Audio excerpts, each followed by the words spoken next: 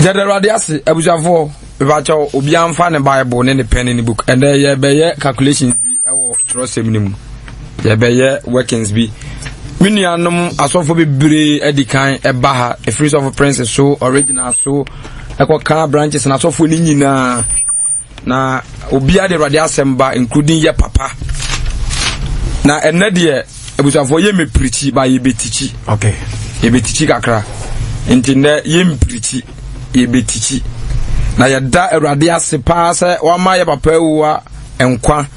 Na onam so di adwuma ya bedru sampempensui Awurade nkoso a insha no e wo baabia owubia amen na onsha ya maame ensoso saa na menua no masofo akanyina soso Awurade insha wubia aya metemba akwa meka ne se menimu nhia e wo convention ase insha we gila wa bi menimu be hia wo hefa osoro efie New Jerusalem ma ye dia hye bo no enne ye nyina ye ni da so me charge Jesus power online program no mechia esofu nyina free mama Rita kusima mayamu nyina mechia mo nyina nyame enhira mo na mechia madam Tina ewo UK ono so Awurade enhira no no nya ne kese ewo Yesu din mu amen obusafo ena yesua de na Yesu ebaaye no ebro wi adwuma ni nyina wi no ade a ode hye yen yachidifo ne se senka papa ewo aye evangelist se woko na oko preach wia na odi nipa ne bedru da mu wia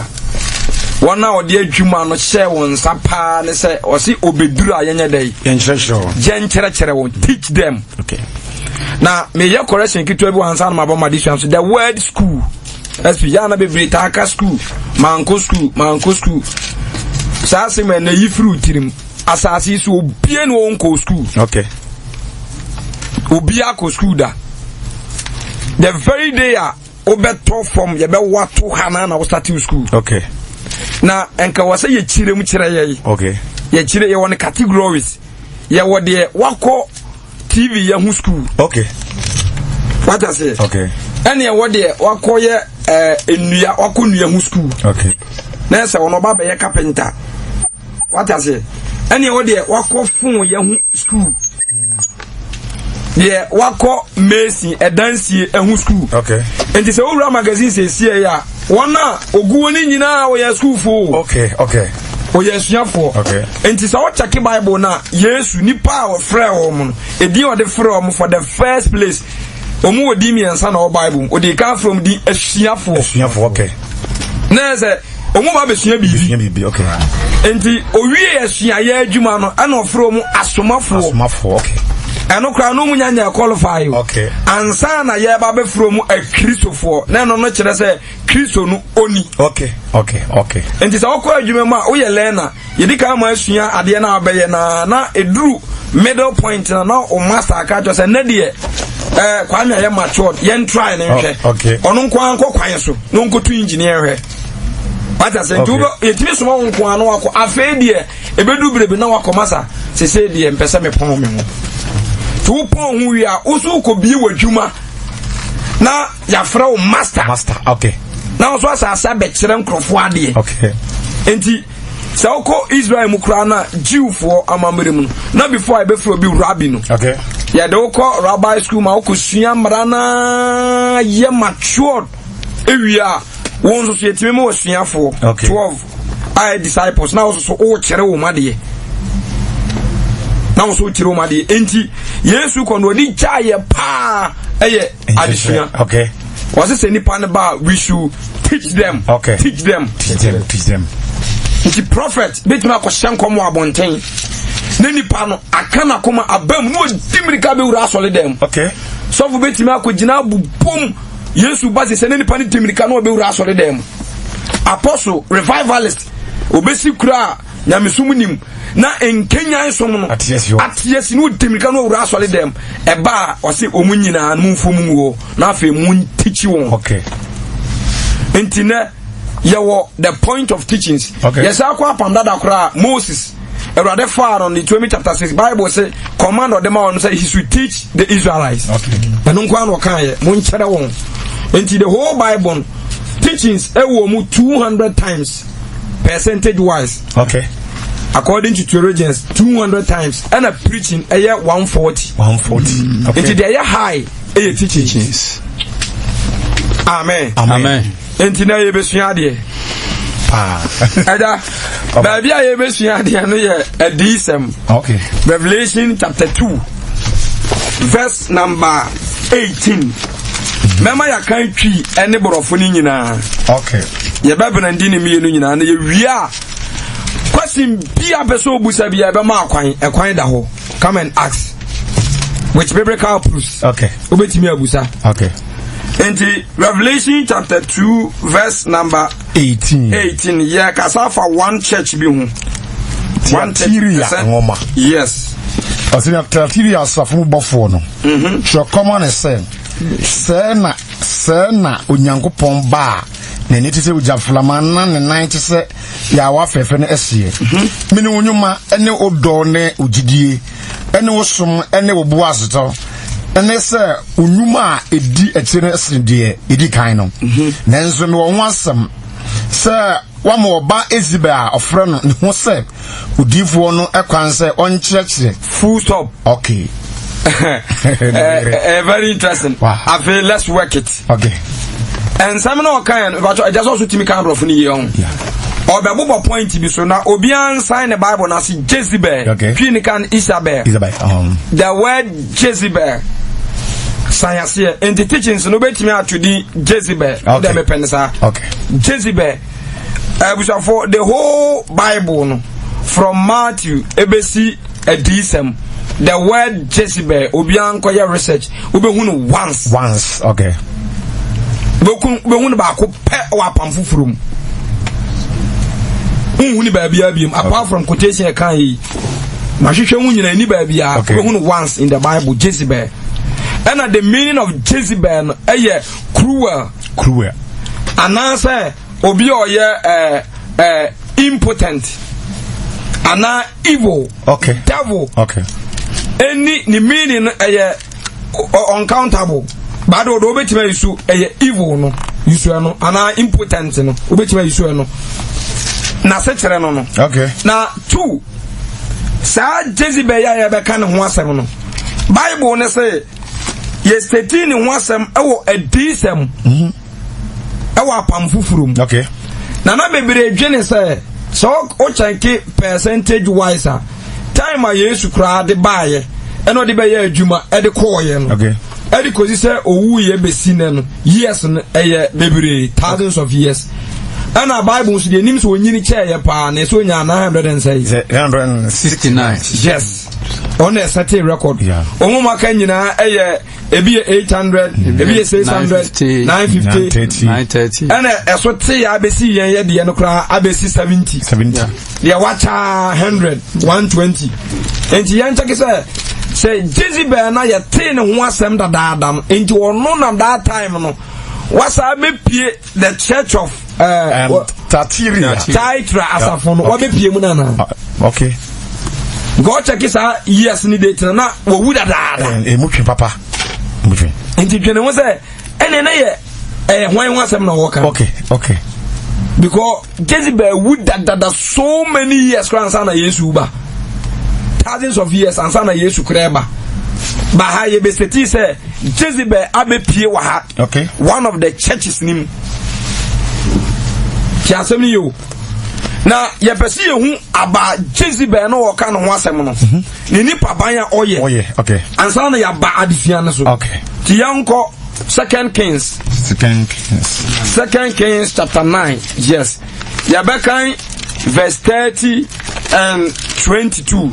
2 Kings chapter 9 verses number. Wa be kam from fa odi ni nyina go memo be kenkan ni nyina kenkan twi ni nyina wi because ya na bi muso so anti twi no. Chapter 9 verse number 30.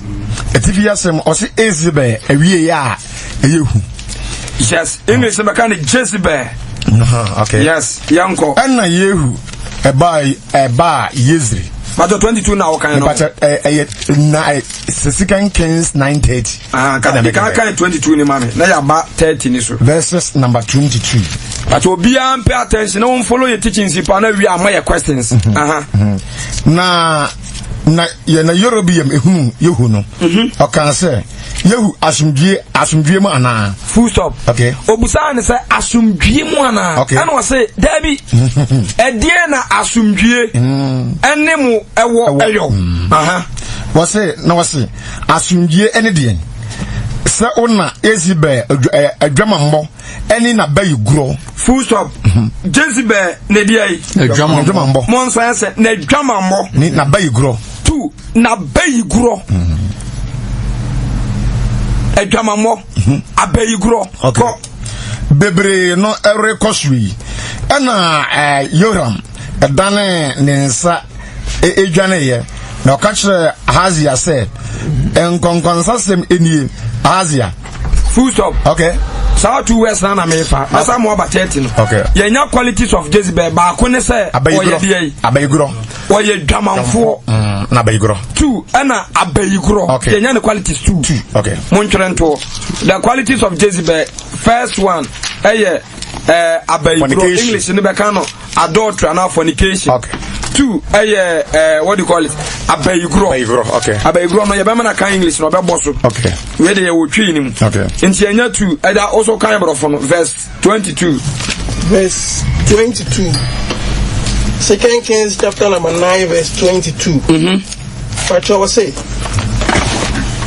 when Jeroboam saw Yehud he asked have you come in peace Yehud? Have you come in peace Yehud, how can there be peace? Yehud replied, as long as all the adulteries and the witchcrafts okay what I say okay ada na ma minority ni story kakra ade ankwasa sem oye ne say ni kunu editumi oyo hene ahab ena abafo hu ade a enye ne dia okay sorry unu se si mienu o Bible ebi na David so ye no okay enti se tumi e de be man de o de be ye no se wo yo hene wo ye president wo ye skani akwanya wo authority awo na de na ade ye no say another topic e be ba so okay wo ko hu ade enya wo dia na be ka kire wo yire enam se wo ba ne ye beifo wo ye onze ye empanifo ka se obi oye ni birifo bia e beifo Bible mpo wo se ni biribire e ya bosonsom ana twifo so se e ye bayi enti obi na ni bradi bia e beifo wo ye bosonsom ni enti ade ne nya wo dia wo kunu be ka kire wo se jameje ama na wo ko twatoro atu nipa ko na japade ne dia no so no age ama ye kunu no wafa what we verse 21 chapter 21 first Kings 21 enti anu we tima twara to na de aka ho I want sorry ni nyina ne yakunu okay kwa afa enti saade na be ye ade e da Israel because of saade no ye no na yinim ni pa ko ye spirit atinimu no ba ye honhom da tinimu okay ani bere honhom ba na bebere nim okay what I say enti ade odi kan ye kura na wudi sem ye no na wasa so buru nyaman bebere o afane kuranchi bebre nana enkrofo yamba hyewo mo enti owie ye no ana wo bekire mu se asumdwie eni Israel because of sao ba baifo na ni kunu onza ni kunu ni wo hene ba ni ti anyi wo ko wale baifo ana baifo ni influence no ana edi ba ma no so okay onim say oya sa akotwe case bra ni kunu ko ya kan say ni kunu ni fie ade na yire na ye ni kunu ene ko afa so kum na boto no akokora empie fie ho da ni krepa meboa ni krepa onza wan na kotwe bae oba no Jezebel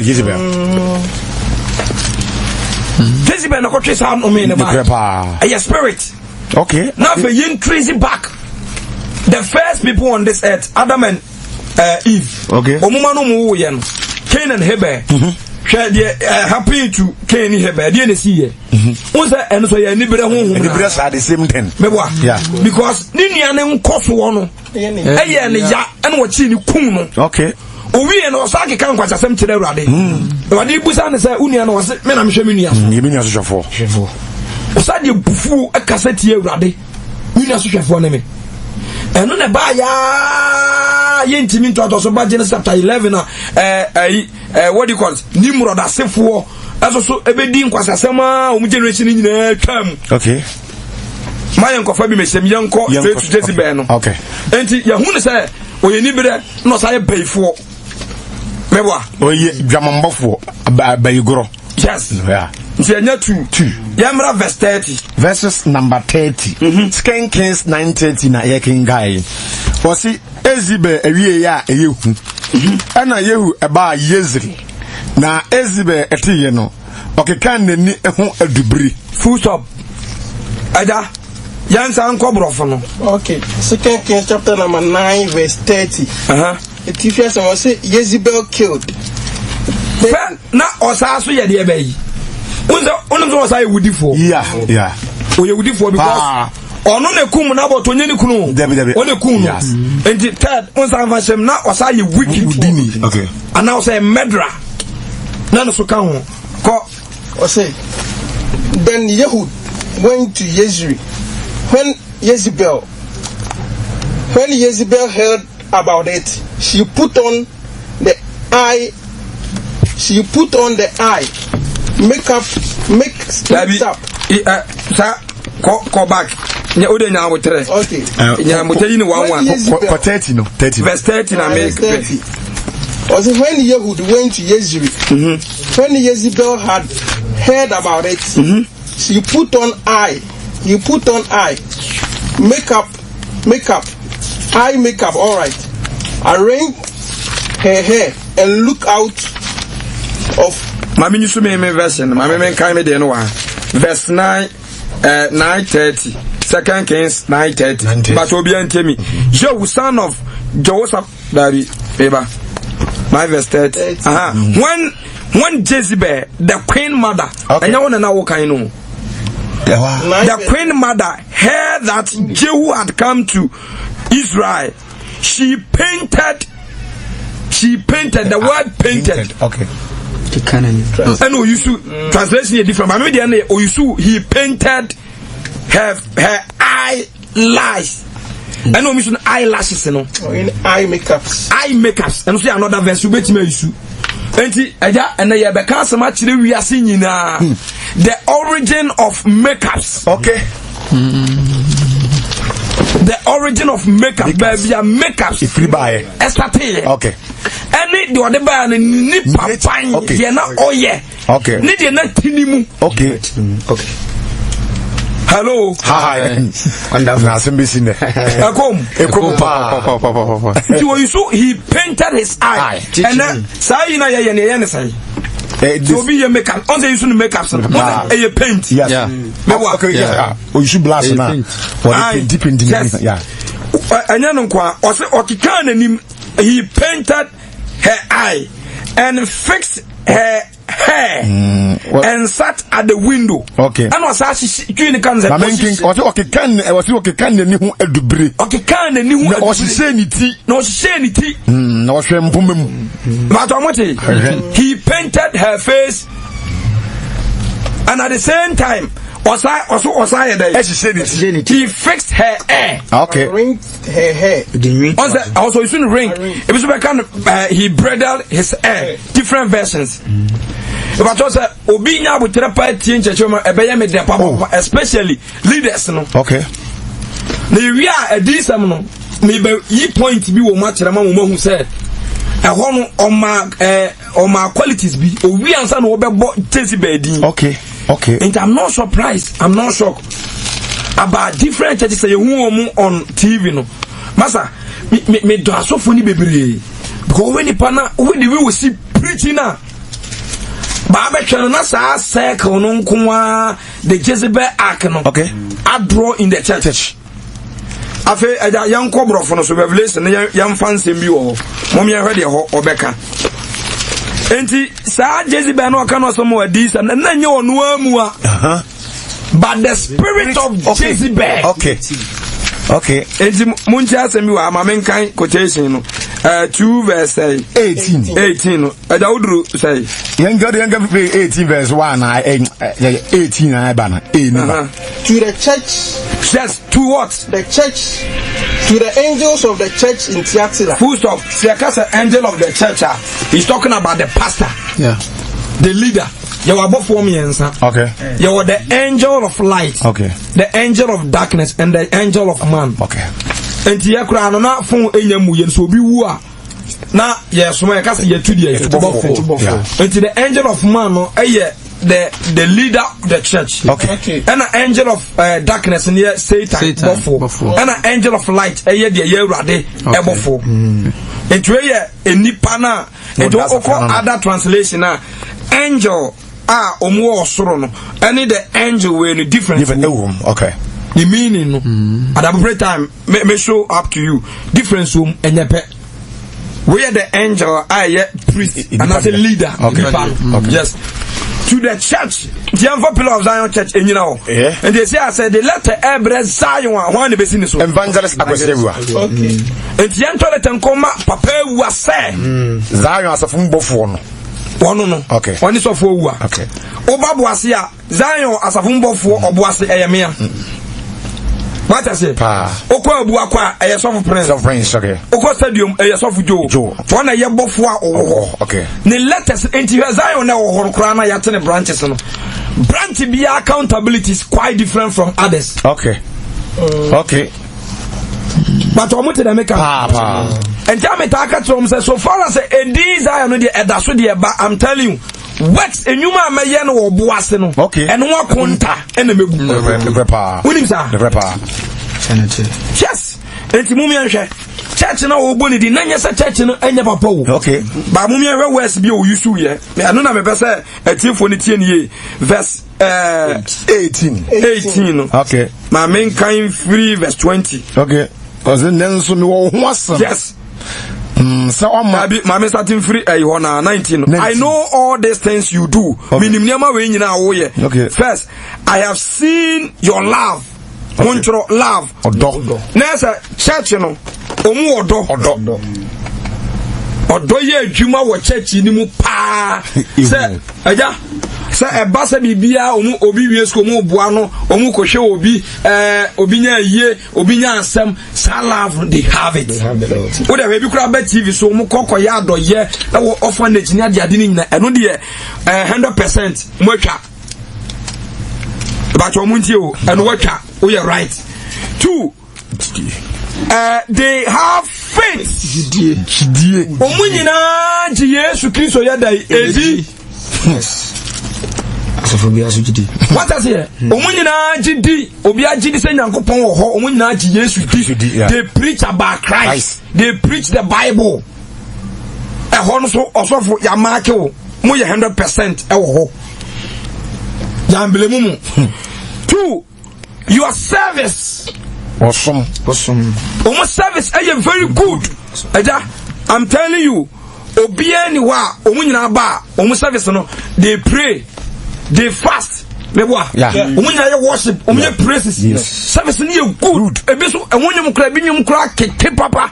Meboa. Pa. Kwa ni bi wo wuti tum say yes. Omutonyo mankasa e wo so ankasa. Enti the books na what heaven no. OSP, when him say you want different types of books. And to say, and Kwamano, okay, this I'm not say no, the Anguma be by and Ansana or the Anguma for fro. We have other books and we have the book. Yes, and only one, the book of life. Into the book of service. Okay. The book of love, book of faith. Yes. Book of faith. The different books. But no. Ubetimenya good service. Okay. Maybe I'm saying Zulu why. Time what the boss or you're perfect. Or you're late. Yeah, you watch a part. Or you see on your rough. Yes. Yes, I was after the wabo and you want to. And so say Kukuomuno. Neyere was our Walim you know and okay. Our Mawesi Obianim. Okay. And he had the Radian man service in now or 100%. And the book of faith, the book of service, endurance. Nina no benya ba the the book of life. God bless you. God bless you. What I say? When ma the entire another eji enkwan e nipaduano e gina o ma nipaduano the book of life. So bi wu a onhome banani wo ho na so wo ho na no wo ho ne hwene wo ho ne nsa wo ho ne ba matua ho o bibia bi but the victim man so le ye adwuma e de ade enkwan aye life home. whereas obi e was any many nyina your friend say otias nso aye da yi okay in the Lord. And it's our church, they have faith, they are good service. Almost some be correct. I feel so almost our what do you call it? Insurance. English is patience. Patience and endurance. Okay. They have it. You call it perseverance. Perseverance. What is omo into wasie bibia oh obi okura be kona so dai kama edemu nya odakrichu bibia de danakwam enu awrade epresi wo ho okay bu wiye no and when am me suma so many churches 20 no so many churches 20 no and was say nanso me wo hu asem de asem wana kwa asem no what is it and suffer other churches acting faith what do you call it ICCG CCC Master synagogue you can't condemn them. They have faith, they all believe in Christ, they have good service, they have love, they have endurance, but they have allowed Jezebel. I feel let's check the works of Jezebel. Okay What is it? The character of Jezebel. Okay. And now, Mamini Suwa Dibi. Mamini Suwa Dibi. Our 1 Peter chapter 3 verse 5. 1 Peter 3:5. We see the word be wo Emma Jamon Kai Homami. 1 Peter chapter 3 verses number 5. Na sana tetino Emma kunkuna. Holy women. Can say also for this the way the holy women of the past who put their hope, my God, the holy women of what? The past. And the holy women of past. Go and check the word holy. You can say holier. What is the meaning of holy? The holy women. And go and check. Send another the holy women of God how they dressed. Okay. And for some of them we are expecting the Bible. So much check say the Torah and Amrani Munu. Once enter you can't add and kron was am I a trail cross so Basa there was a woman say Munim say was atade bi enti dey bi on me buy ha na obi kura gina ha bonfire was satia masa me catch and say e wrong them say Exodus baby verse 7 e wrong was entade no kura ekura metire mienu enti say oba be sa atade e wo e ka say metire mienu eja mo nhwe video ni yenta kekere wo say matade hwe we ye first one okay on we see me ha mabati and free me ha na ba no so ye de one okay enti eye tu no nse me tu me nsa we na me nsa no me tu we ya akaba akopɛ okay but omo chase on t-shirt ye esewi ekura metere sai mienu se ye tu de esi wo ha na ye be hu moto wo nti kura metere baako okay basa wo de we ni be join ya enya metere sai mienu ebia beto so sa long sleeves and short sleeves what I say enya metere mienu enti se me se one atade ye one say kura nsatia one it's not allowed. All right. Enti Jezebel adisam na say ya masa oba ne kwan ama say no o teach church nebusa ho say busa so enti that time John time not Jezebel that so tiasia na busa nan so de be ma he's not talking about and then last minute mo sua o Jude no who say Jude no kira say wonue wafa ken kwan ken tiase enti hono ko check kwan be na brabo be na ken be boy okay na Biliam emfaso enti wade no kwese Biliam na adase eno so kofa Bible na check Biliam so kwan be no fa so Kora uya Kora ede no so yeye okay nesi onipa bi wo a omu ni won so no omu character no omu su ni spirit na so ye dai okay God bless you okay enti the spirit of Jezebel ana ni da ho asofo ni bi ania na ho a Bible ni kirem so o mama kwan ama sa spirit na wura de church nim okay Okay. But so far as Yesu nya maaye no, obeso kire se akonya da so wo. Ewo ho. Enti obi a oye bayifo oye papa. Debi. Monka no kura empanifo kura se saman papa ne yeto ne de Ebedin. Mati so obi ato Ebedin Jezebel da. Ebinsi da. Nebuchadnezzar. Ebinsi da. Judas Iscariot. Ebinsi da. Bilala kura wi ni ho. Mati bi da. Delela. Mati bi da. Yensi bi da so. Onyesha papa. Mati bi da. Dimas Mati bi da. Debi bi da. Ti ekuru mo be bi na obi to kokubo nsam. Ndo no gura bla bo nyina ase. Eno ko ebo nsam nyuma. Ano wansa abra nye Kristo nyi. Beboa.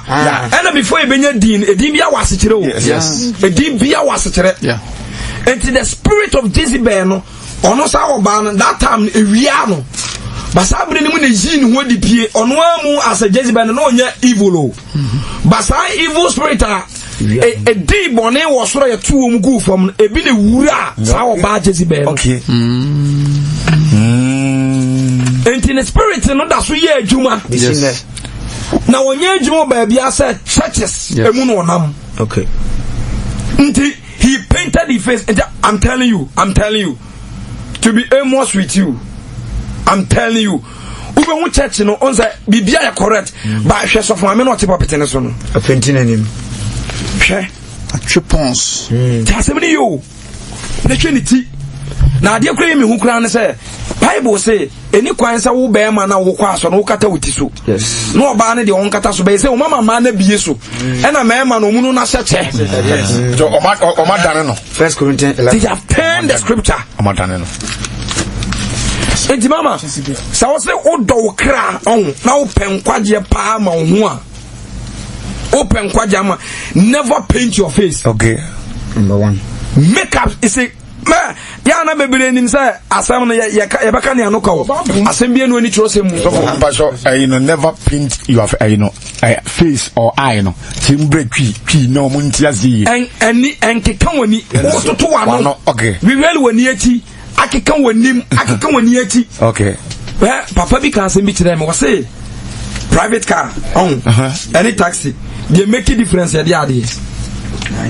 Private car, any taxi. They make a difference at the age. The paint. Okay. Taxi need two colors. Ya paint na phone yellow. Okay. Mewa. Yellow. Ne sa ye nti no. Ba bi obeduru bia na yetimi ya dai. Ejina no. Enti honhom no. Sa wo ya sa, wo de sa ne ma na keka ho a. Honhom ma mboni timi gina ho etotena mu.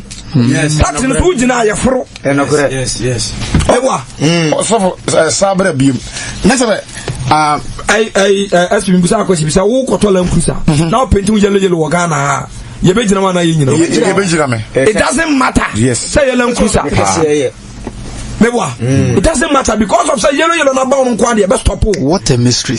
And I'm telling spiritual they have the faith and the good service but sa de na wa ye no painting na ba mu no they will stop you in spiritual and you know mbani hu obegina ho akono hu obegina ho. Yes. Because we identify who say yetimi stop o but say obi etasi ewu apra da wu no ko yellow ni free hu a abaye private yetimi gina no David untimi gina no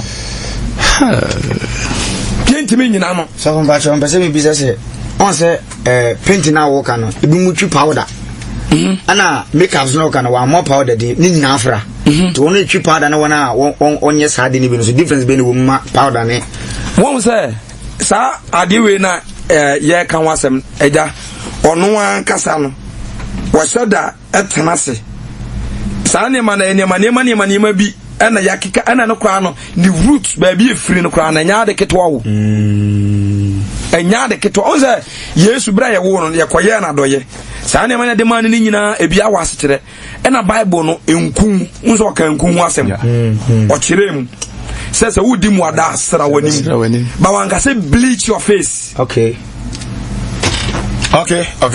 Eno so mo mfa wanka say bleach your face bleaching ko so bi yusu no satra na ready enko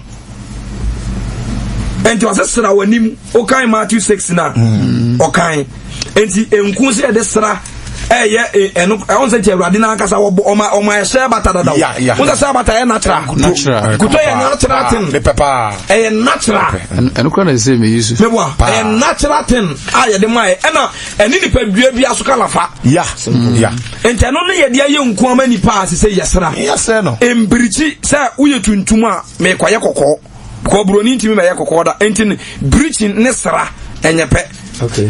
Ana pada kura no em se ye de bobo ye motuom ene ade meboa omu obokura kakra bi na ne kura ye kura makwa da peni nti wo be da kura yisu wani be say tu so be san say intebusafo asem na ye can with biblical proofs that spirit of Jezebel na wura church this time enti eno na ana again no sa ye ahantan okay pa we ahantan enti say wo de mo church no onza mo ye bibia akama ba saa de no nko an no trouser nails maure ahunidie kura no ahunidie bible kasa efa ho say yenye mfiri honam fi ne ho fi ye kosku no mo de efua ye mo abubu because se fi be dey ebe na de wo de bi to so and so the first class a fee for the first place what I say two ade na me wele ni nyina gu yesare to ba bi foforo a big insult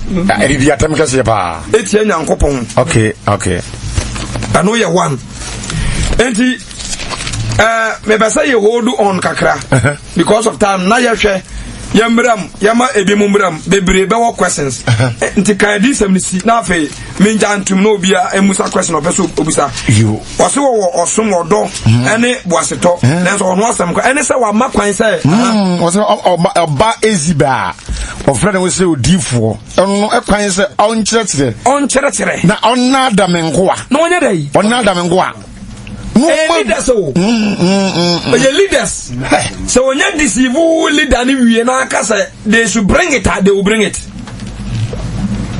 but omu temi and decide deception and common members common leaders na they say so for we so the doctrine be betum na senya papa Zion ye nyina yewu because dia me meka me ntimi declare be na the Zion won be timi declare be wa be ye adwuma nso. And say leader need deceive we are you deceive the whole congregation. The on church na onada menkoa. No onada menkoa. Na omo dwaman. No onya dai. Omo dwaman. Sa said o si ka sa dress na e ba church no. Fornication asi entum free asafomuda. Was it there was show na on the corridor no. And as a sexy dress no so na twetwe sa de no so. Okay.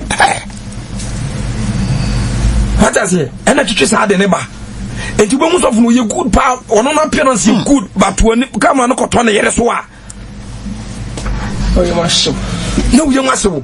But when I would teach you the message, that you say, great. But then a honor quad, yes, I didn't quad. But ye be out to Muncha questions or whatever. Okay. I need the entire ye deceive woman. Our moon. Who's had the crown. Ono abema no so oyo okay but chekimani nyina na use the word holy women so be holy at the word holy say na holy women almost dress it. Okay. Let's check it. Okay. Holy women ana krona ye kom no se krono ye konkron hum na betena mu no so ya de konkron e kwan na ya fa so akono so ya de konkron abofo konkron ayo konkron ana sa ya hum konkron. It's all about what? Holiness. And the holy women say no must dress. Okay. Just check it. Say no holy women. Holy women say no must dress. Amen. And the Messadam Yambie after Yambie You're tired. Amen. And the question so mpa minimza na me mfa ni easy. Yes into the yes, I just the whole world ana muntie asem we mediana me yem hyehye me say Genesis chapter 1 in the beginning the whole world Bible bia be kwa kopie bia sa quotation na ye dey ehyawo yes muntie asem ni ye enti nyame ba ko ne wo ana som ba ko ne wo ana atemu ba ko na ye wo okay because as I'm some creature on nonsense so check here one say the Nigeria Troye, Ghana Troye, Accra Troye, Kumasi ni nyina aye ba. West Africa. West Africa. Yeah. The same question. Yeah. Marking scheme ni ya baako. Yes. The wetcha. The wetting. And I know how many people are called some James. I know. How many people are called some James? Hey, I'm telling you, you're very serious. If somebody can last beyond now, ya ba emsana all night say. So far, let's say, for so can send you say, one, 7 churches. 7 churches. What's a suit way? Yeah. The suit way. Nipano or a dinner or bebo. Yes. But ne dress in it was in a diane or no abedin diane. That's the word of God. Natari so no abeshed or no ape. Anna, so because I say, dress has nothing to do with the scripture. Because Bible no one you will a jamine atade. Mebwa. You will babunu atade. Okay. I am for atade. I am atade. Mebwa. Ayituma. Nikureba. Enkwa. Enkwantare. Any the buy time here. Yeah. I didn't know nurse for woman tardy. Because of a more fire service for police for doctors, teachers, Muslims, it's what about Christians? Yes, the way. Christians the way. Your appearance way. I put to fry. You should be heavy. Hey. Say the way. It didn't be on a tardy. But Christians also near tardy. Krum. And over today, you want tardy, yes, you see what you're tardy. And this will be control, sir. I say, and some now, yeah, can, and now, the enemy, your power, you before only say, yeah. So no big as how untimin can trust them say. Bible say, me suffer say. As well as say, ya solid ye, me suffer say, ya solid say, me suffer say. And Anuntina say that they be a person who attack leaders, you know. Because any friend need choir. Me say that Zulu, o big D ya tell what came pa because of Ebenezer ha. Massa. You would be a temuno. Now, conversation if it was about me, for passing a can of mooding command, you do the dance and so, who be can and was him. My mini chap boy, ma ha! Mooney, why you yassi? Mooney, my Japadio. Mooney would was it? Not why, or can you me? Jack Ran said, was a moon and if you couldn't come befa. When ya, I don't know when was a spirit watching it. And to make catch them say, or deep for Benita, sorry. No, the doctor for but to say, name sorry man, and they will be a bar. We make it toilet. Omodukumba, no more. And it will be a bar on Sasket, on Bessano.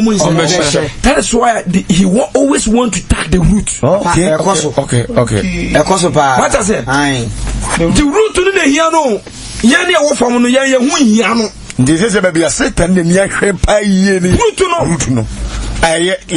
Leaders now, but that's a phenomenon. Would you check English churches? No, check English churches. You need English churches or Bible. Banza, you want to say English churches appearance different from local ones. No, yes, I know. They say no. Let us deal with the spirit of Jezebel. Okay. And also what teach you. Also what tire. Also one man a say on church. Okay, I mean guys. So one church. I'm gonna call one church. One nada menkoa. Na omo dwaman. One nada menkoa. No omo dwaman. No one sanya dey na oni namwa. Na oni namwa. Okuma ma abosom. Yan kosa mun fa masansa. Mun kosa kan Corinthians 6. 2 Corinthians chapter 6. 14. Yes. That baby, I'm a friend. The team need a yes at here. Yanko. 2 Corinthians chapter 6, verse number 14. Money one now, when you need any Kunya Kro. A Jamunti. Ha. Sofu. Only right. Say, I kotokone as a bobo, okobompa yuguso. The crepa. Was the new moon chico near the Yeni bibia in one, Yeni bibia in common. Okay. ye ni omu ni bibia in common one bibia ni ho the original trouser there be a start here next week here the beba okay se ba here the beba papa you could treat you ya de no so ye be treat bia one by one be nya mutra yin sem bia one by one sa ye be ombe picture next week be yen chen ya be yen sa team ye come pa ba bi e free into was ye no mu ni bibia in common I'm telling you no se twaka be na tene ne emuyo wo twaka be na tene ne ne emuyo wo se de twaka na mo na anase ayonkofo ben ye ka sa ayonkofa communion fellowship companionship was it the ayonkofa be ana han ni esum wo any han na kro ye ben ma check is aden han ni sum no wa dem bia check ni sesi ai wo light ni dum no okay udum na e de na beba esum ba o so ya de na besi wa kire se oni ni ntina 1 second krada oh Daniel 1 second se bin sida Genesis ko hu na bum no okọ hu so free wa no so aba okay to ni di atatete woni ni twaka omu ntimi enyeye ntimi nyeye so ma sa set example ni bi me so bi anti o se si awodan mu awo no so light no na sa esum wo wa dum se si udum ye de na behu esum beba dem wo fast wo sa so ye de na besi esum gane hu ba bi bewura oh God bless you obese gane se si seconds omu ntimi nhia mu da e bi nsi da I'm telling you it can be Anna, Satan na ye can evil spirit is quite different from Holy Spirit. Okay. Ono no why fall rebellion angel. Bofwa what you hon konkron kuna angel nkun. Okay. Nti angel ne mu ata ebia koye evil. Okay. And ebia ba ye light. Nti wo mu no nkuna spirit, the word spirit, Holy Spirit ne nkun. Is different, okay. Ento no sunu kokoko ontimi ni nyina sei one day ento wasi ye ni bibia in common and nothing chaka wasi na kroye ben asa kroye ben e wo Kristo di beriam in them Kristo any beriam oka beriam oni beriam pachan Kristo ni beriam so futiri mu dia na omu wo beriam dia na beriam ne Kristo ewo anase tefan ben ene jidi ni de onyi ni yewo de onza na metaye correction bi se ko ayia na metaka say na so faje taye all believers all boss FM ka jensa mu won ka biem all believers are wrong amba o collect no all believers the word all believers are wrong yeah because yes Muslims they are believers yes omujidi abosomfo they are believers Mewa, all believers, then I say, Obia Okot, they are believers. Bahai, Nkanka, they are believers. What I say? And the young, and I last, and I come to school, Yama Somfu, Debbie, Christo Somfo. If it's a warrior, or send them with the two ones, God bless you. And I also, Yayiri. And Christ. God bless you. So for about Bamo, you need to Christ and my idea. Yes. Directly. Anna, you couldn't also share dignity. One mamma said, Debbie. One you could follow, said, Debbie. One or two phones, said, one big getting, said. Anna, sir, a titre we are singing, Mamma Dora, on inside or while in the petit territory. Okay. How was he presented? Okay. Yes. Ya ne mama atena fia besi nne ye hu ne nantu da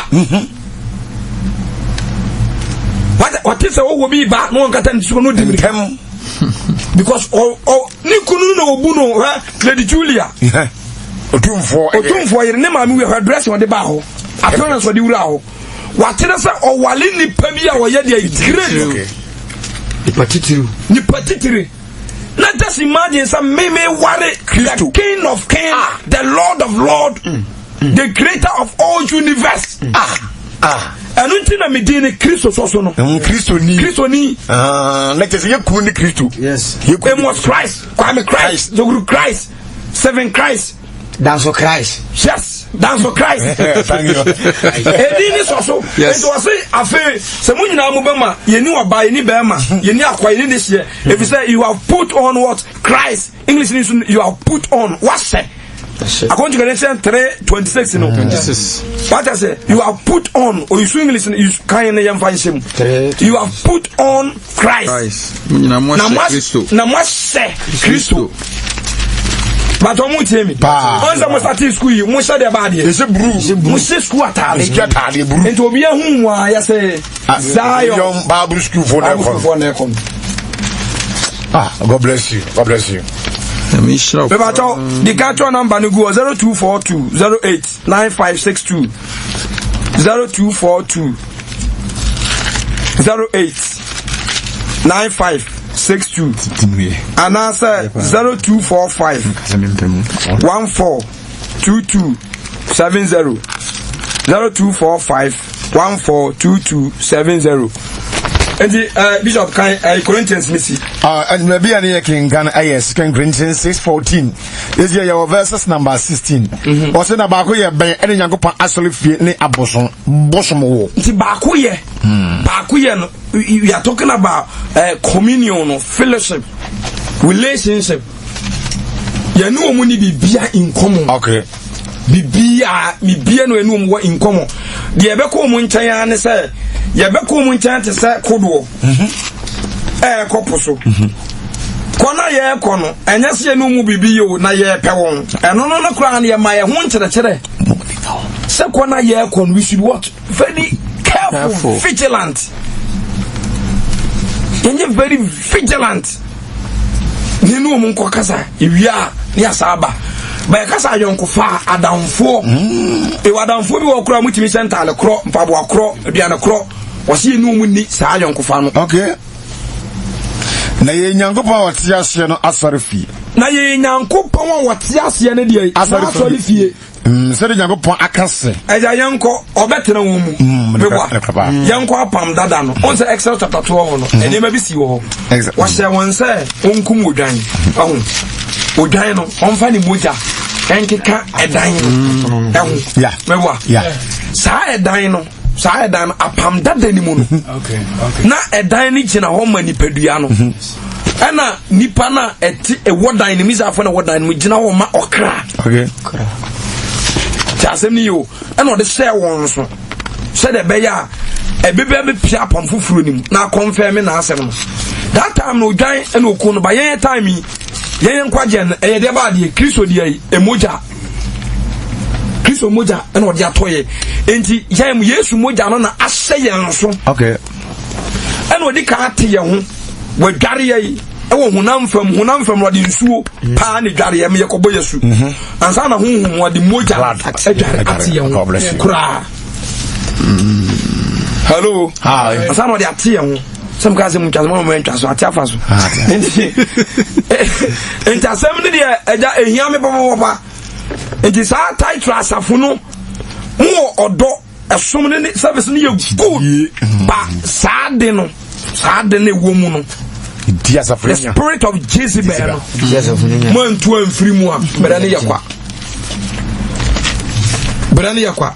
And he said, Edentina Yama, Yan will be our pam dada nim. Upon that, no Benny Dean Bears, roughly. A referee to town number, the main canamity. But upon Friday, a one back. The dinner one in the PM. Jezebel. Nana a spirit and nana a Bible there a mathematics sanka wa mo edi Jezebel nanka yehu esukura ene teachings kura or chere in the church no and this what they try there the bema wo hu a enteretera kura e koso no eye ne character na wo be kwa hu no. Okay. When the church had the spirit of Jezebel ruling this time no we be painting makers in the church. Yeah, let's know enteretera. Yes. Okay. Nan se be teach say tisu kata na nya. Oh yeah. Ani mu keka na nya hwe meboa. Also look attractive. And that's the teachings. And you yabasa ba abehu Nikolai. Okay. Ono so na enteretera and the church be na no so chere. Okay. Wo za na bia no so muka. Bisa say no so teachings be na no ye. Onso dem. Enti we de be mu hu de nti obo Jezebel no na wo kɔhwehwɛ ni nyuma no ye. Say nyuma no wo de reflect in the church a wo be hu. Wo hu ni in the church. Okay, obetimi aba line so. My God. International say me fancy. Me ba cho obetimi aba line so. Na say o question and na say any contribution ya be line atum. Number ne ye 0242 08 95 62 and 0245 14 2270. Nti the qualities of Jezebel no yenya se we wudini oye bayifo oye dwamanfo oye nibere oye hantan. Yes, nti obetiti points no nti bajo afede obetimi abam na say o question and answer contribution bia oso betimi afre esiso na ena ohyehyeni no eno so ono sa epenti ni face nti eno so ka ho nti be na ase 7 nyame ya adoma next week Thursday ye be ba beto aso but number ni 0245 14 2270 and 0242 08 95 62. Everybody see phone there. Okay. Ave ada for question nebra. Yo, baba already in shop already shop. And not you baby na process car rabbit car and it taxi and a waterman. Ave e be me you difference ya e be me gina na painting and the night is like say e be right now I no ka say o baby a painting no or I have makeups in there and spiritual no and boni e gina no efo eja onu mo link. Okay, onu mo link serious papa I want me pesa ubiem ka kama me hello Ebacho Emia. Yeah. Menkasa. Ebacho. Okay, Christ has with you and come over. So foremost, we need team a radi in Shiramopa, and Churchra, Christo Namoso, at the Abraye, a radi in Shiramo. Me Pamocho, Masem Bisane say, Yana, Pepi. A man yataka say Corinthians say ye trinwi yankata so e wadi trinwi na ma ye nkata so inti eno eni say wo kwa sorry ya wo kata uti so question ba akono no ena bi me pese me hu say wig is ye trinwi yankata so a difference then the what some ni wig will be asha wig na say wonu ani trinwi eguso no me pese so for which room ma afo binim se nipa bebretie ebi amobesa abo amankrofo atie no wo mahu se ye right se Kristo ni ba wo hye wig ya na se ye hye wig ana say ye trinwi no asempo awrade se ye wo ho kwan se ye di ye trinwi ye nkata so a ye yi so kwa asori a na wig hye so ye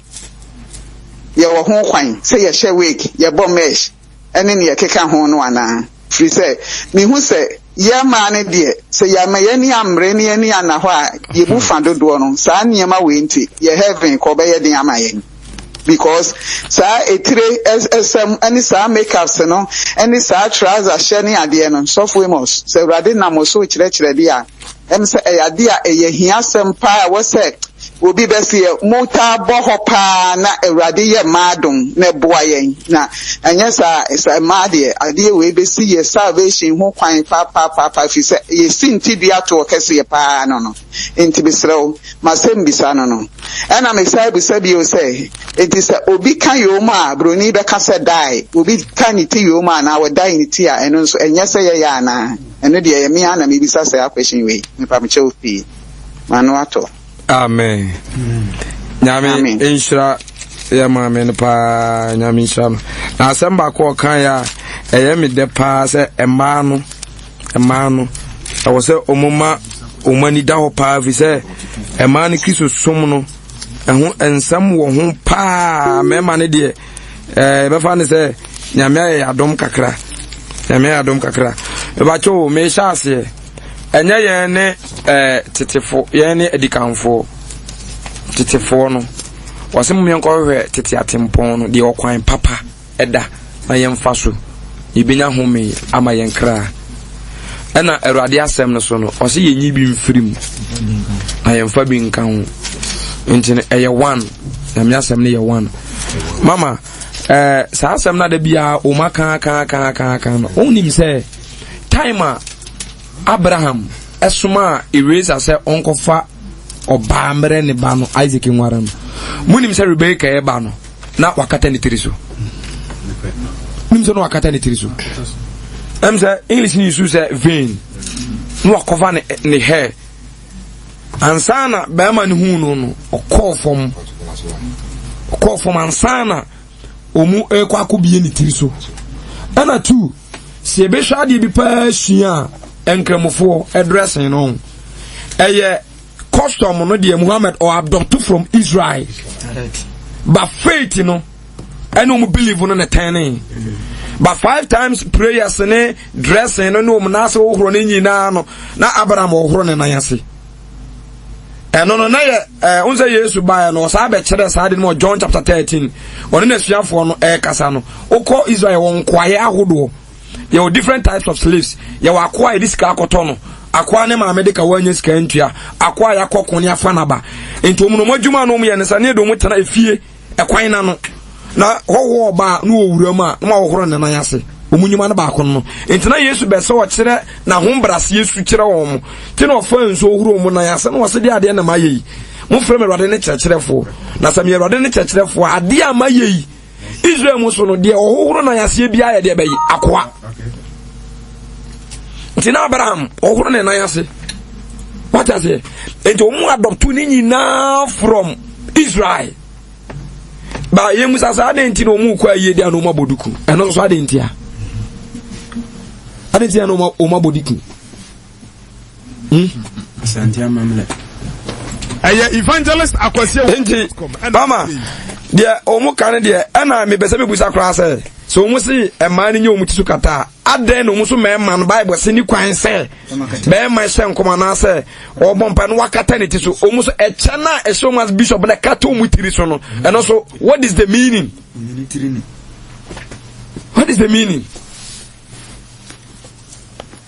enti ana wase ebe mu kire mu se eye bra o bompa enko a enti onam de ya and you can stop meboa wase bra wo bompa enko a na ebre be na wo ni Awurade kasa onam ka mu a untimi ni Awurade kasa ti mama emo bia ndisivu ana no wase head die eno ne de hardly say because that die no mu different yeah kiso so no enya fashion no eno no bia amfa nhyɛ tirim entade Awurade de maye no so de maye covering ye kasa covering a anka wa cover no cover ho apple wa cover no niema o ye nyina bia mbofre cover no into wo dia no enya for life and now fashion no just covering cover yourself entade bia ye no enya se ye de ne fentia onso opam nipa no ono akuma boa nwoma ena o de cover wo mo ne kene so opam wo mo enti headline ni nyina ye life bo enti mama jano ana wege ni grade de enkan kura abomination enye na so for mremo akakra yi itrezo kataso no yi emu separate wo efi verse 2 bepem 13 verse 2 bepem 13 ho no eye Awurade de cover otiso any ade by 14 ho ba no eye wo wanu nyam yes e ho no kan se wanu nyam so ba ejina ni trikusu a ehye oba nu nyam na se be ma jina ni trikusu a enhye na nu nyam nti eno no kan wo wanu nyam edibesi na owie kura no 16 kura no se kan 16 no man here verses number 16 what 14 bra 14 1 Corinthians chapter 11 verse number 14 ɔsi ɔbrɛsuo no ara ɛnkyerɛ mu sɛ ɔbarima egyina ne tiri kusu a ɛnhyɛ no animonyam ne tiri kusuo na ɛnhyɛ no animonyam ɛfiri sɛ ɔde enyi no ama ne sɛ nkatasoɔ na sɛ obi pɛ sɛ wɔgye yei mu ho akyi mu a yɛdeɛ yɛmu saa bra no Second 14 no ɔsi ɔbrɛsuo no ara ɛnkyerɛ mu sɛ ɔbarima egyina ne tiri kusu a ɛnhyɛ no animonyam ɛno yɛ ɔno na animonyam o na to aso ɔsɛ na ɔbaa deɛ ogyina ne tiri kusu a ɛhyɛ no animonyam te ɛno yɛ ɔno na animonyam nyɛ Kristo deɛ no efi verse 2 hɔ ba no yɛ Kristo deɛ no na waka ɛno ne yɛ Awurade deɛ no waka to hɔ de fi 14 ba no ɛna ɛhɔ no ɔkyerɛ ma ɛne yɛ wo bɛrima no na wo ɔba no animonyam nti ɛno na 16 end no yes na no kwa no wɔtem sɛ ɛbere a wo bɔ mpae na wo hyɛ ko wo tiri so no ɛda hɔ yes ɛda hɔ no ɛnyɛ so nti na end 16 kora ɔka sɛ yɛn deɛ fa wie me ba jo questions ne ɛbɛfa ne nyinaa na mo nkyɔtɔ ma yɛ wie a na afɛ yɛ yi ya no ba nyɛ sa ɛbɛma yɛ time no abitie me ba jo hello Ma ya. Papa chakasa sudeng. Yes, papa. Fiesti. Na min shramo ne asama wo de brand. No kwasam ne se asama ba na edi e ma ne mo di edi enya pa. Na mo me question amebusa ene se mfa ne se me ye Kristo ni masakra. Na me wo mfa se enamfo bi ana se me wo group bi mo na se massacre na majai niema itiye entare hwemu nyina asesa no de bia me nanfofo no omo da so ye na me kan na me tu me de nyame asem ma wo mo na me pichu wo mo na me ye na omo mfa na still da sa abrabo no wo mu a me pa cho me ho kwa asem no mo be ja adamfo fa na asem nkoso a na omo fa adamfo a cho me question no amen yeah, the radiasi. About another question. Numbers no betima afre. Yeah. Na yen keep numbers in questions na for we are. Yamraso 0242 089562 0245 142270. Evangelistakwasewa.com and I would say amen. Ose na situation wo mu no wa firim na ne nua no maka wa preach wo ma ba se wo mu mfa to no mu nya na mfo na na se wo nto aso mo mram bi papa ode bia wo o chere de bia utmi kaze bi se obie ni won mo betimi abo nyankopom amana dai ena it's like say bibiti se akratwe no bacho ya baba hold on hello bacho Christ asumbi nkan Christ asumbi nkan so for Amos bacho wa unya ketwa 8 Argentina na ho ye yam ya do na mo mpa go ye ho ye pa ene de sa ton kamani aje pa ya da wasu teaching si audi abai o mani aje pa na kakra so am so me kasa me kan say obabu won ma sa painting na wo kan o painting o by so what time at times any for be wale a obo oba na ye be no ho de me enu ko na mabu kera ni ma asukunu ale mani bu yenya yamba ntiase bo no baby pa wu na ni pa wu asi sa one day no say sa day no yesu ba na every day no obekọ bu nsam jim obekọ bu nsam jim they are qualify disqualify na bibia ti sa adin dia yi asemi hia papa I mean shira pa o ti sin sa dia ba idie mentis ka ento sa painting ma mire na me nya bi su da amen me dem ma me nua ma no se omuntu omunfri sa no ma mo tie omo na mfo no na wuti atise hunu e do be ko bu nsam gem ye nyina ye nkura ye gidi am se da chi na me epie na henie mu a ye nya ne nche akọ ya me Israel bajafo nyina so. Insira wo so. Amen. Ana on say there was a channel so ne say men fan say eye me so fan say. Yeah. Ma so le ne say. Eno na edi yenya no. Yes. Se nyamba wutirim sa obeye wo say Zion for na e come say me mfa ho. Me mfa. Emfa sa nche wutirim. Urade asem. Okay. Ene bra. What is it? Mama ya question. On say okay, Matthew chapter 10 verses number 16. Yesu suma sunya for say be hemele suma mu say nyan akomba de konfifi ntimunye enitie se aboa ho na munye bokose emuburo. Nti asem de ongu so anka ba obi ogina amrem no obi ogina so. Do ogina amrem no ho oden. E che do ogina so. Do ma na na ho. No ngo so anka so no enjiro me se one day Ewrade besa kira ho. Aya, nyami shirawo pa. No kwasem se ne menu yi kan ya na on the on koso nka ba o man ni na ho. Ba one thing is so koso aka edu ba bi na ohwese still as na mo ya unyam life mo. E duaba na wadua.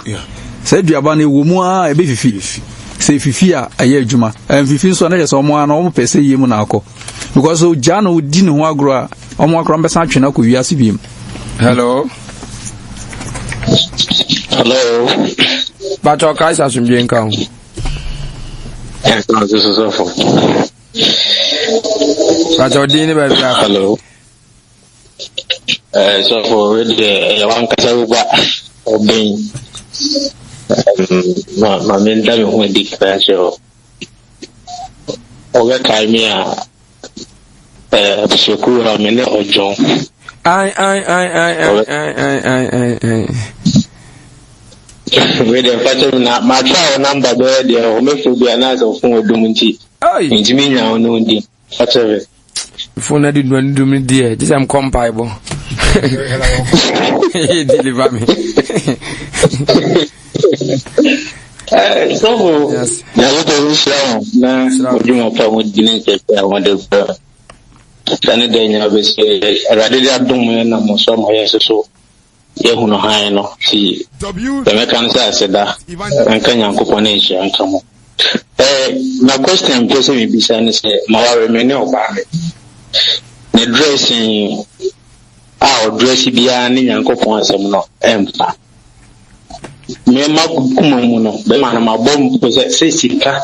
I just or the 12 and that's what the FA be America. The man of Nemo Obisa myself maybe to say trousers shed.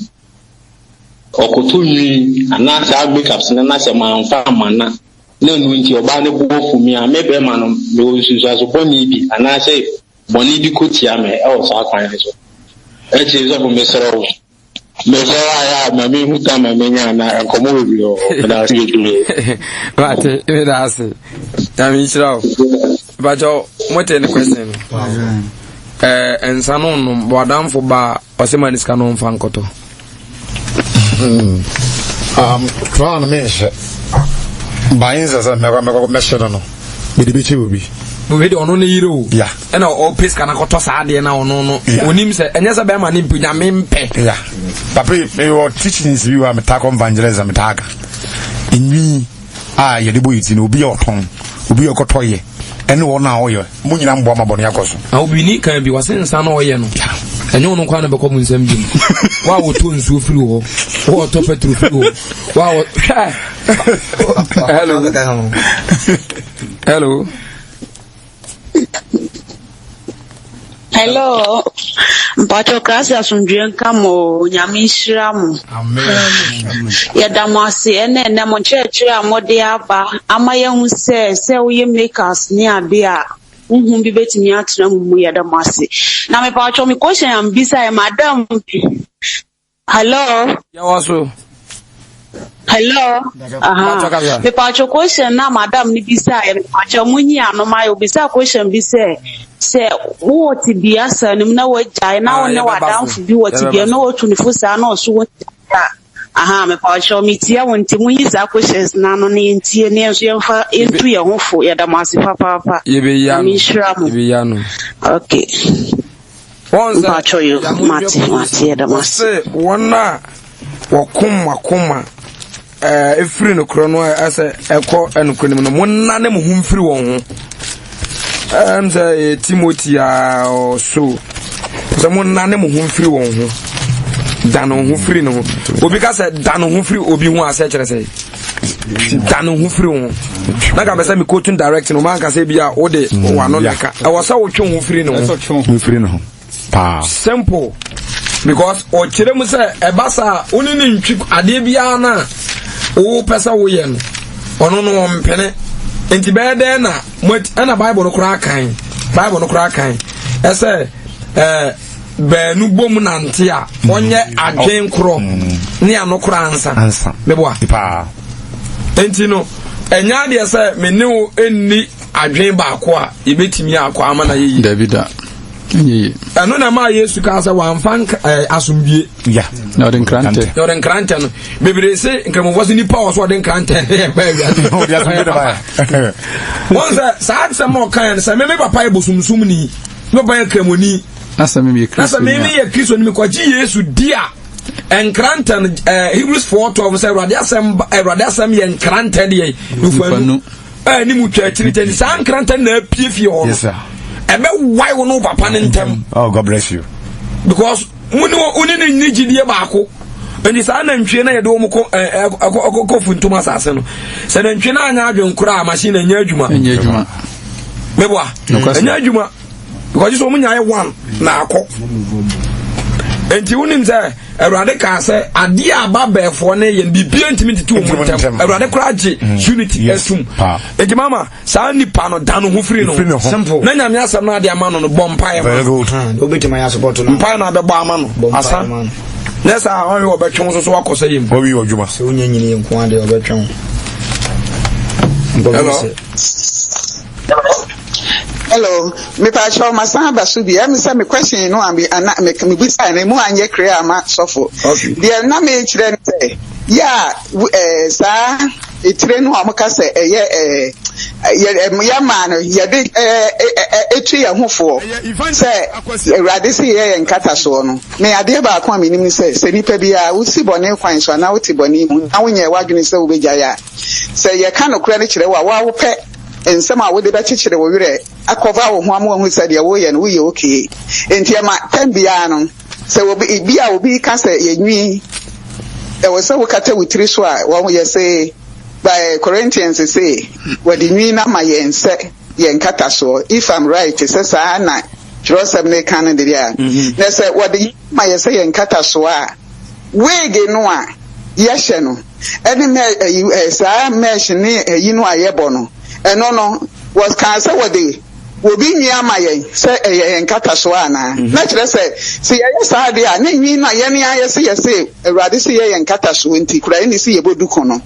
ye nso yakope obi de asa de abekata de Erade so wo de ama ye nse nkata so no so enti na sofo ho no hia me pa me pese ho no mu kire mu pa ma eni ema ne ye hu say wege no eya Erade achi wade enisa Kristo ni de a wo pe nkwaje enisa wo hye ena me question ba akoso bi oni say ye ni aye nwi no aye ni aye say Erade say wo de ama ye say ye nkata so no so ye wo ho kwan say ye payment ye twi ana say wo say ye man ye natural misra usani ama we no because na me ne me baby kasa ena wokoye ni okoyibhie ni tim na make say Erade bebo wa na wahunu we nyina na wagyae oka kira me say mama nkasa ankyere no na Bible mu ba bia ne ho a ya kyerɛ say wuye uti a wokohye wutiri mu a eye bone enti sofo nipa ne bebre ye ni wo ye nya obi nkyerɛkyerɛ ye ni o enti na ema me kanye sebe me challenge mu ana bibi me de Erade adum enti no say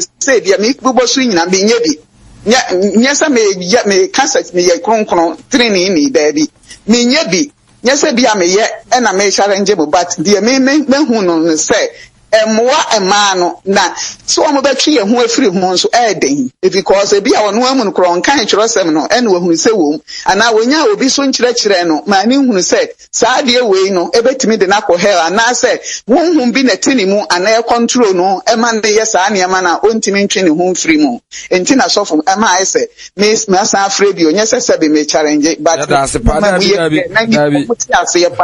quotation bi kura wo ho a support a mo kan ne yɛntwerɛ ne sɛ yɛnso yɛ ka kyerɛ obi a yɛtumi agyina so ne nipa no akasa hello mpacho next person hello mpacho asumdwe nka ho Christ asumdwe nka mo nka ho efe me oba ya me ka se free Kuwait mpacho yeti me mpacho me wo question bi busa na me pese me busa mo kakra me question me busa ne se na wo ka entare se ye wo dwamanfo ntare ye wo Christopher ntare na me busa se na Christopher atale ben ne sese yehye no ni asem atare ben ne sese yehye because we chere will be entirely near but ebia me de minu se atare bia ya atare se ni pe bia wo de hye me se me de menam hono me ye Kristo me se me kwa asore de na atare bia na afa wuda na me de nam abonten timbese wo chere me na me hunu atare a eyese ni pe bia ne hye na me question bi so me bisa ne se ebia na wo wi ase na wo twen wo ho kakra na enam nkyerɛkyerɛ bi a wati free asopofo bi ho yan wo mo kan ya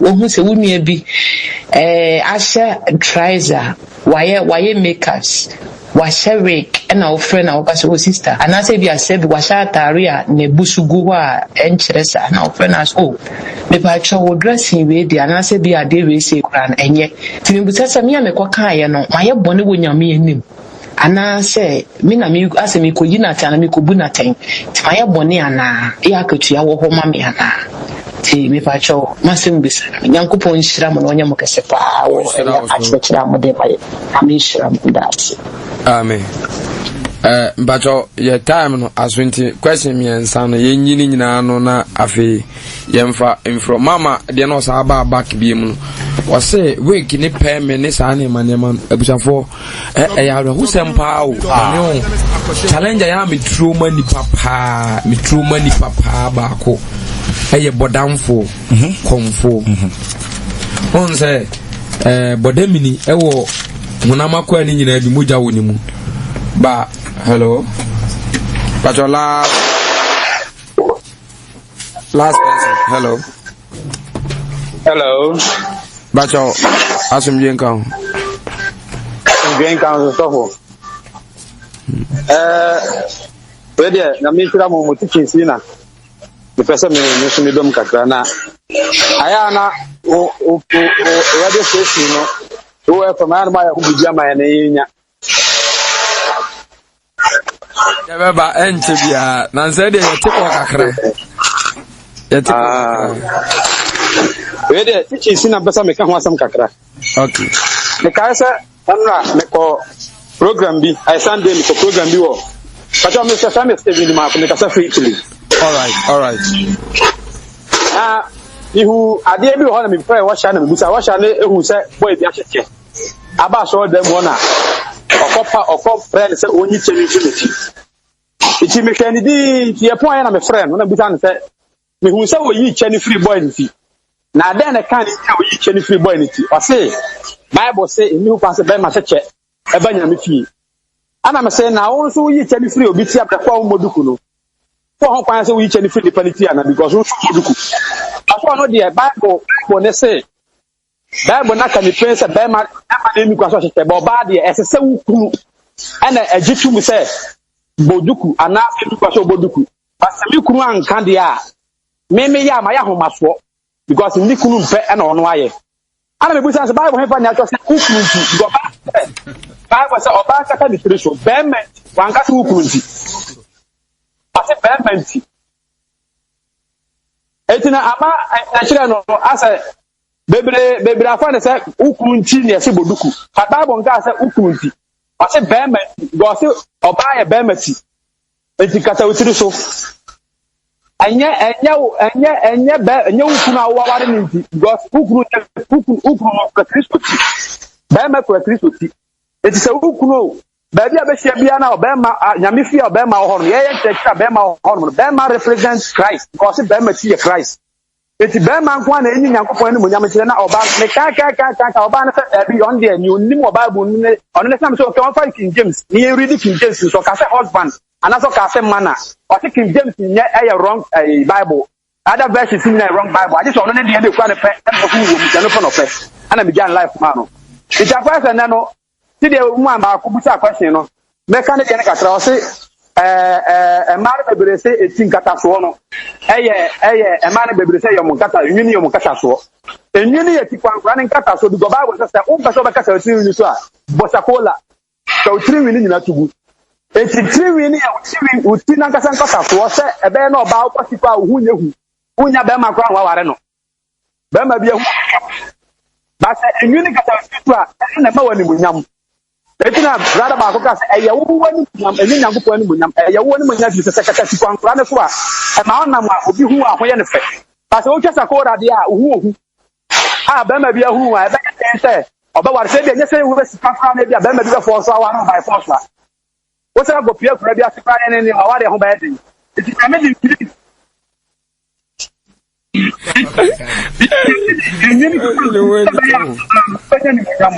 But I know Joe say when Munyam now one Yamid say. Yamid and the bear man also one in Tirano. Aside that, it is about to say, Yanimo Yamin, Catafora, the other thing in Yago say, the one Catasso de Chatu. But Namisa and the other two Chatu, don't Catafra, and Catafra. It's in a top when Yamisha, which is Pano, as I realize, I didn't like at the center of Bajatu. Nane, so of one Akasabuno, Kikuni Pentecost assemblies, no. Among Katam with Christo, Memano. So we said, let's say, Yankatis, Bama will share them. But Opani, the other Bama softly defend your Bano. And Yahweh, and I very comfortable. I didn't know about one such. The person back on the December now. You didn't come off. Yate. Mishra. Evangelist Akwasi. Who's a moon? Hello. Hello. About us from Jane County. I wa. Me patch Christ as some young camo suffered most in Nabijafo. And count. Me patch happy birthday in advance and your birthday. Thank you. Me patch me some question back. Me a hairdresser. I'm ye 3. As I say, best 2 years in me ye 3 because of some preaching me TFE when a papa no more internet YouTube minty. Na senkrofone ba na se minyo mutina me se menya ebi mu etumi di matem obi tumi ka kire me nso se me dia me mboma no Nyankopon ba atembuo no enya me media ono ana ofo so me se me mboma no obi nso tumi ka kire me se Bible say ohia kataso no ena ye nani monyam enti ne wig na ehyeniti no eno na Bible eka ho asem enti my confused obi ade ne de ba enti no obi say obi kura de me nkasa because wopa me chel sa asem mboma na me se me mbona na ye problem because Germany awo ha enti no obi ape bibia kataniti so enti se me pa chel me mumwa me kakra because my confused me das on say my din eja enipa mobo nipa mobo pa serious enro na this week na me sua de bi okay. Hello, me pamucho good evening. Me pasafi Saudi Arabia from me Betty. Me pacho nyame hira mo ne adwuma pa mo ye. Asam na mo kan nyina ye no kre. Me say me Assemblies of God ni. Enso no Martina say who mitimi kwa asora mitimi hwe nipa binu saa tese medwe ho amenti ase ye dressing ni so for ma me dressing ye de be ba asore ne enya kra me. Hello.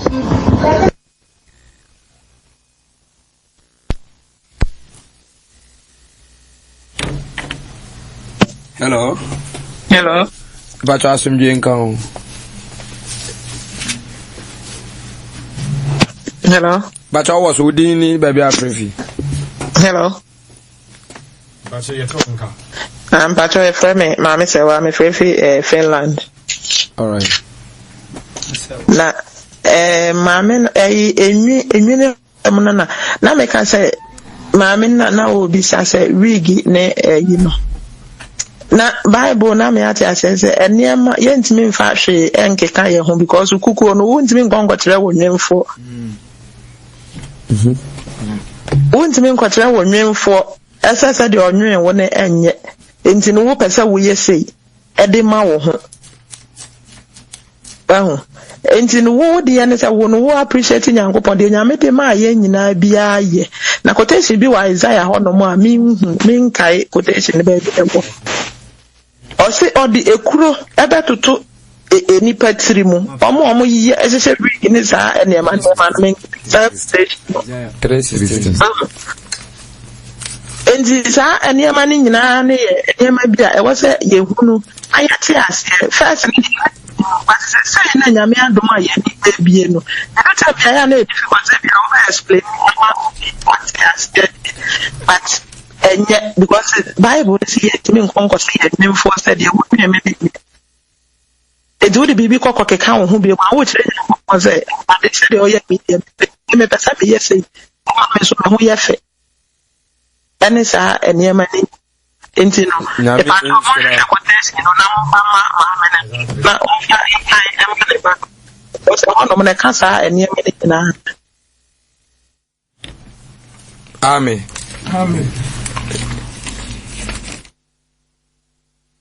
Amen. Yeah, the radius Eja. Merahu. Because Niama, Yenimseni Paco, Baseni Panko, baby. Nadia, Udia Munche quotation, Second Corinthians, M6:20. Or say, Bible near Kayana ye pentemdo. Yan Dani pentemti, Udia Media no ye answers in Yano. Second Corinthians. 6:20. I know. evangelist@akwasiawa.com and I would say first Otoma Borden. Yes, what's it? Otoma Borden. See where the Otto Aborden enti munche nyankopon mu nyamuni pedua mu. Stop. Eja, munche mun answer me question we. Kano. SP. Me tona Borden. VIP ni tije. Jikoye adwuma na fa hyema ni munyam ase kire sei wo na me de ka na ma no ne me ya ka na em de no na wone hu ne yonkuso hu tumi mi a wo de ka na ma me ne wa ka na ya wo de ya me toka ya boden intije na fa hyema ni munyam wa ka na wo toye no umum na wo tumi wo so enti hwan na o se wa toye Christ se wa toye no enti minum ye no wan na wo ne yonkuso tumi Yesu Kristo Yesu control wo ese tumi Mr. Gusulu kanu me tona boden enti wo so la me da ma kanu fa koye se fa koye adwuma me baya no wa pepa ho no wada me so misika me wonyina na me ato kanu se no na de yesi me nya bi e de ahan dan me nya bi de ahwa me yire ne me ma me to kanu boden wo baya fa koye adwuma wo baya no wo de kala wo fra koku kanu all right David enti ye nyina no obiani ne hutumi o obiani ne husutumi ana ade bia wo ye no last word ne emuodu ose wo de sha hwan ose wo de hye nyankopon animonyam ni pedua mu enye okay enti ade bia wo ye no eye awurade na wo ye de asa ne de animonyam enye wo da bida Intene wadwin say wa de uni ade fufuro bia nti wo dress de be hye Kristo de animonyam okay first yes nti Kristo be se trouser mama na to pupupu never nti so onim sa ade na wo yam en hye Kristo animonyam stop okay simple na wa fa busa ho okay thank you for clarity to me be arame kanu adibi arame afese bi bisa use ebeye ni fe president for nti sa ayinu ko a mon kwatana sana mon cheke se meto aboden 1 Corinthians 6:20 hyema animonyam wo wuni pedua mu okay dressing sure including young men nyina young men ose Jeremiah Kranso kan ho asem Jeremiah 13:24 does Ethiopia ni okay question mark untimi interbusa me adiwe me pese be rush me pese minya time pa okay this part spirit okay e she da komu deepa ana de omu ya omu kan se ehin na pan me wo ehin na we wo sister enya wadwin se unu obi prim challenge o me wo one coach bi me say 1 minute in hell 1 minute you regret all the enjoyment on this earth brother. And 1 minute in heaven, so you regret all the pain on the earth. And this I always say, agro. Ever that be teaching the lake of fire. In the scripture and hell. You ever also be teaching us no. Okay. Hell no kuna okay. A lot of teachings. Okay. And sa quotation e kan no ade ye me hu omu ni say o say Jezebel no he will mislead people. Okay. Obem misleading ni pana Yesu beka say ni friend ni kwan ya ana tu was leader na o wa asafuni mu no ono na sa spirit of Jezebel no ebe da no okay ansa no no timi anya na influence ni pan to say sama ye kan nyina no obi a base wo de ana de ana ya no say ye nim say Zion doctrine ko Methodist doctrine ko masa we have one doctrine that is Jesus Christ asa and also so can be na deceive enten ye nyina na ye be pass wo the book of service, the book of love, okay, the book of endurance, the book of faith. Okay. The bit ma pass na aka the book of life. Okay. Yes. Na go check the holy women, the word holy. Go and check it. Okay. From the root. The holy women ba ko Mary. Okay. Okay. Yes, for no munya 12 people. Did it come bebre? Yes, for no me a group 3. Okay. Odi kan for 72. I don't know so ni mu no. I know say a ma group. Banza na ye for August ni na under the law. Okay. Na ye nya meyi you know a man in PNT na e ho no yan count to man. Inte no say under the law ni na Joanna Salome Mary Magdalene. Okay. And Mary. Yes, Mary. Yes, Mary nko. Sabodi. Mary Magdalene nko. And Liza Sunia Mary sonko. Mary no more upon from they are 7. Okay. Difference room. Okay. Omunya pe. Enti sa nkrofo no so mu see group mu di Yesu achi. According to Luke chapter 8 rokan. Also sa man na do ma ho de. Okay. Esum Yesu di na chi. Obe. Wonim sa there is a history being a Roman for book be out. Omusa na Mary Magdalene, yes, when the champion, to Muko, Matilda. I don't know my Jim Pa. Aquabicra, Nansen, or not Aquabicra Church. Aquabicra Church. Almost yes, I call Wogu Saudi Arabia. Nana used to get almost what to me, Mary and no Sana Bit and Wolf. Sure, I doubt them every bit. Come with them best. Hello. Yeah, hello. That was good evening. Mommy, me pacho mo to say. Me pacho me pesa me contribution kakra wo program ne so. Na efa inwi na asem ne ho. Because me first me imagine nyame de na me share this human hair pa. Na me sha e ma me ya hantan. E ma me ya hantan pa. Se man sha na me hu nto me sepe na yes a hantan hu bia ba be boera mi mu nti be se me nam kra na me ya hantan but me be jai she no sa de no metumi ehu se sa de ne ya metumi ehu se sa de ne free me so e na afin susu na ayese me da bia wo be hu se tumi bi ni me be da anase bibi sei da ya me sum bia anye inti se nwi asem ya ye kan ya afide akoye bibi no e wo se ye tumi ti ase na me pacho me wo question kakra me pacho ebra mi wo wiase no me hia guy bi na menene wo se ya wo mienu na me pacho ye nya aware ye oti baby nko na me nso meti baby me pacho se eye mesewa Mesiwa ba opese o convince me say be ma no emwa me nti anka me mpo obi ani nsemu obi na me ne ntina because o sha na dada mo mean so me mpese ebroche mbe ma no obi wo ho a wawari wo baby o oni ni kunu ni yiri jaya na we dwane aba baby fufuro na wa bedede o nti se wa ni anda ho na wa anye nhwehwemu ye nkola mienu yi me mpese bia meye nti me pacho den na metumi aye because se me anti no ha eni kwan se ti eni kwan se o ma ono no dada o efi se mpenifo se obi nsi trodo ma de enye wono ana ekwa akotana ho una akwa akotana ho una akwa akotana ho inti no hweye memma wono na ada ho you very that obi nim de that obi obi ana obi ni wabere mpon ahyase ene na bi a hu se woni bi a unim de china abc why Pacho that demos all right you made us sing Nyame nhyira atiefo nyina